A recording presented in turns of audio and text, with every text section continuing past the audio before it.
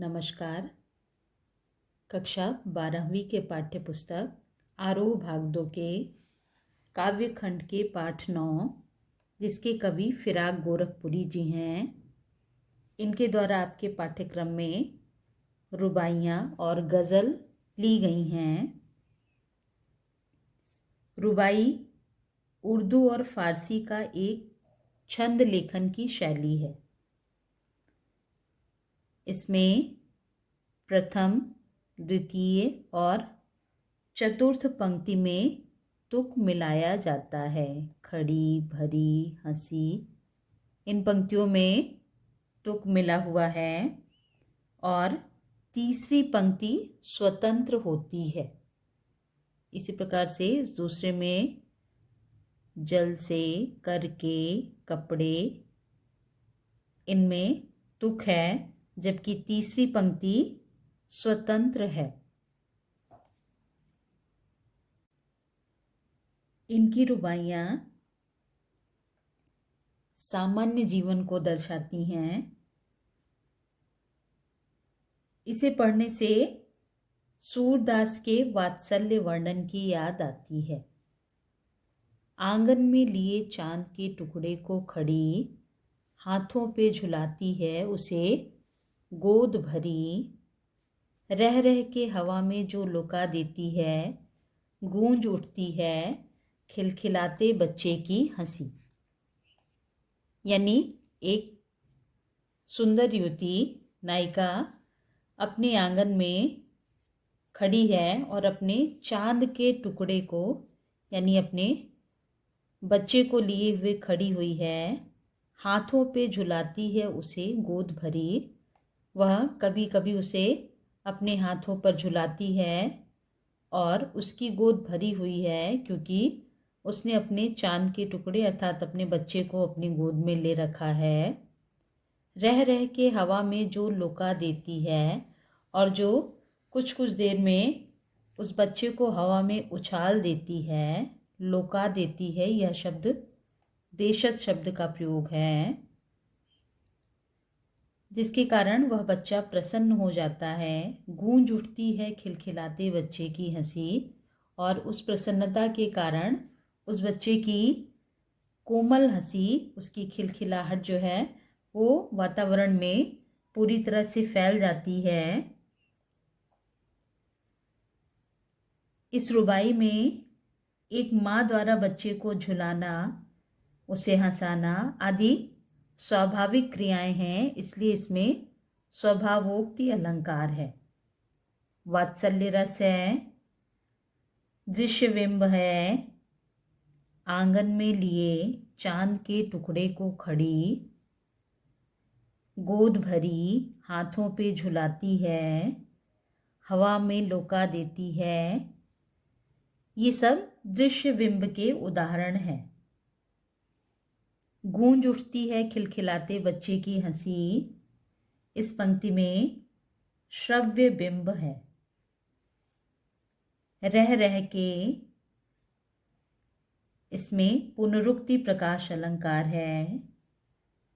लुका देना, ये देशज भाषा का प्रयोग है। इस रुबाई में उर्दू हिंदी मिश्रित शब्दावली का प्रयोग किया गया है। नहला के छलके निर्मल जल से, उलझे हुए गेसुओं में कंघी करके, किस प्यार से देखता है बच्चा मुँह को, जब घुटनियों में लेके पिन्हाती है कपड़े। इस रुबाई में माँ अपने बच्चे को छलके निर्मल जल से स्नान करा रही है।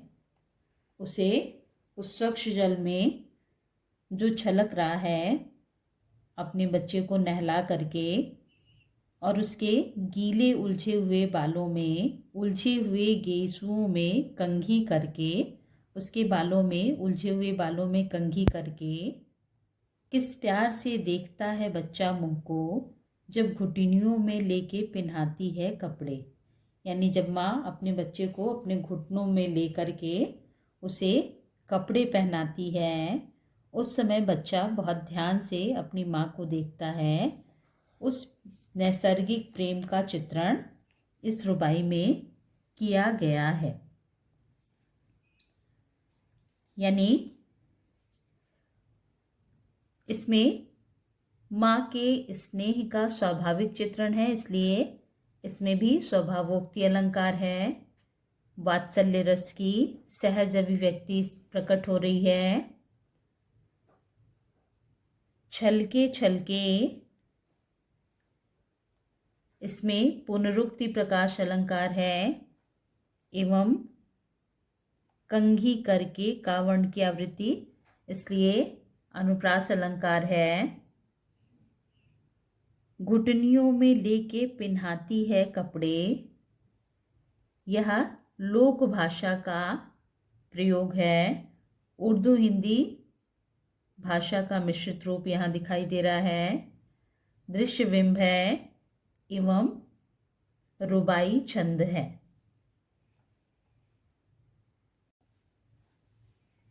दिवाली की शाम घर पुते और सजे, चीनी के खिलौने जगमगाते लावे, वो रूपवती मुखड़े पे एक नर्म दमक, बच्चे के घरौंदे में जलाती है दिए।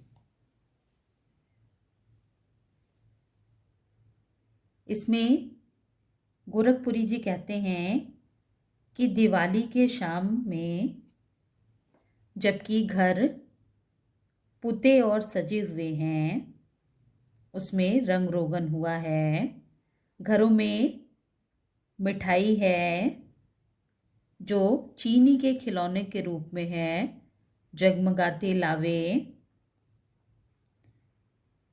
और वो रूपवती मुखड़े पे एक नर्म दमक, यानी माँ जो रूपवती है उसके मुखड़े की जो चमक है वो और भी अधिक बढ़ जाती है जब वह बच्चे के घरौंदे में जलाती है दिए। जब अपने छोटे बच्चे के छोटे से घर में दिया जलाती है उस समय उसके मुखड़े का सौंदर्य और भी अधिक बढ़ जाता है।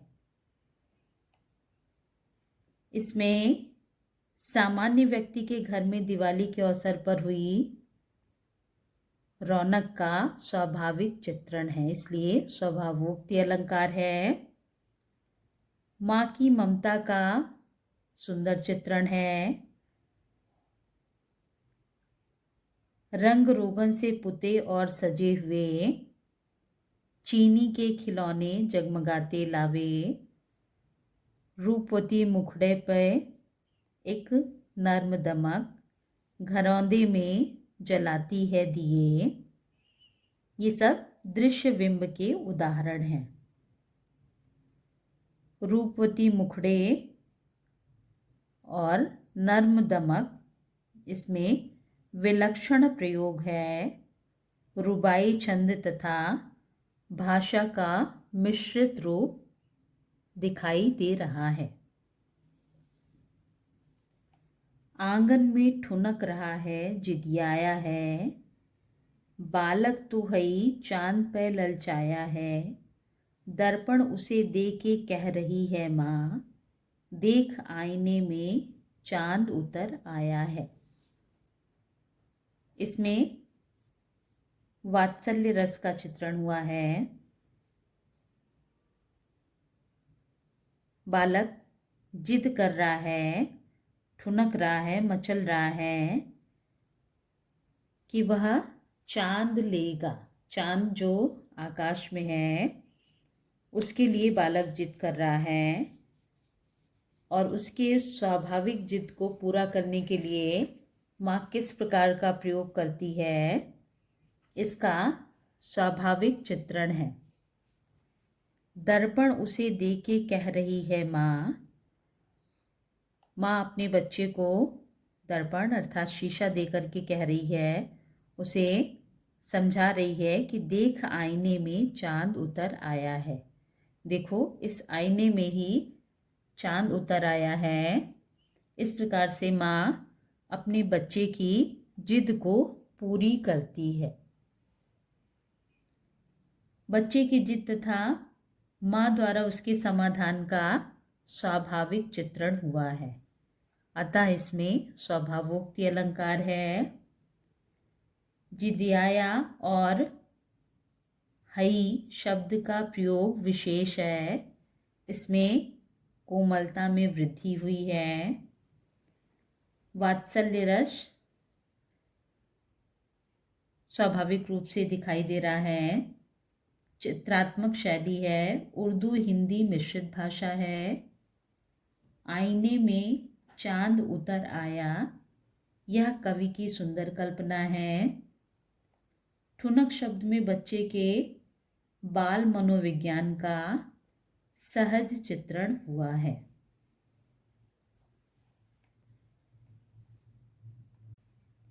रक्षाबंधन की सुबह रस की पुतली छाई है घटा गगन की हल्की हल्की, बिजली की तरह चमक रहे हैं लच्छे, भाई के है बांधती चमकती राखी। इसमें रक्षाबंधन के समय का स्वाभाविक चित्रण है, यानी रक्षाबंधन की सुबह है और रस की पुतली यहाँ बहन को कहा गया है। बहन जो भाई को राखी बांध रही है, यानी रक्षाबंधन की सुबह जो कि आनंद और मिठास की सौगात है। यह दिन स्नेह का मीठा बंधन है जो सावन के महीने में होता है और इस समय आकाश में काले काले बादलों की हल्की घटाएं छाई रहती हैं। इन बादलों में बिजली की चमक भी रहती है, इसलिए कवि कल्पना कर रहा है कि जिस तरह से सावन के महीने में आकाश में बिजली की चमक रहती है, उसी तरह से बहन जो भाई के हाथों में राखी बांधती है उसके लच्छे चमक रहे हैं, बिजली की तरह चमक रहे हैं लच्छे। भाई की है बांधती चमकती राखी, यानी बहन जो रस की पुतली की तरह है, यानी अपने भाई के प्रति उसके मन में पूरी तरह से स्नेह भरा हुआ है, प्रेम भरा हुआ है। वह जो अपने भाई के राखी बांध रही है, उसके लच्छे, उसके धागे बिजली की रोशनी की तरह चमक रहे हैं। इस प्रकार से बहन अपने भाई की कलाई पर चमकती हुई राखी बांध रही है। इसमें रक्षाबंधन के त्योहार का स्वाभाविक और प्रभावी चित्रण किया गया है। उर्दू हिंदी मिश्रित भाषा है।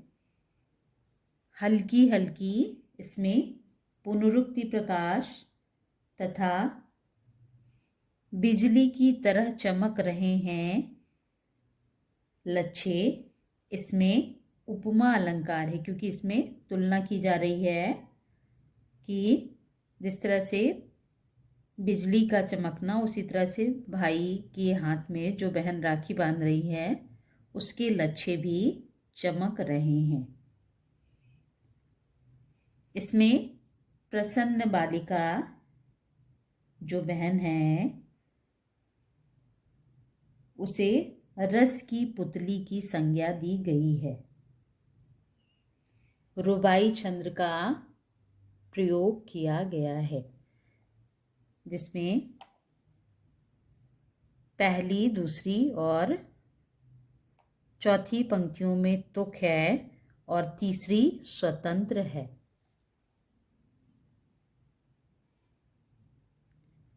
आगे की गज़ल को पढ़ने के लिए इस चैनल को सब्सक्राइब करना ज़रूरी है, इसलिए उसे हम अगली वीडियो में बनाएंगे।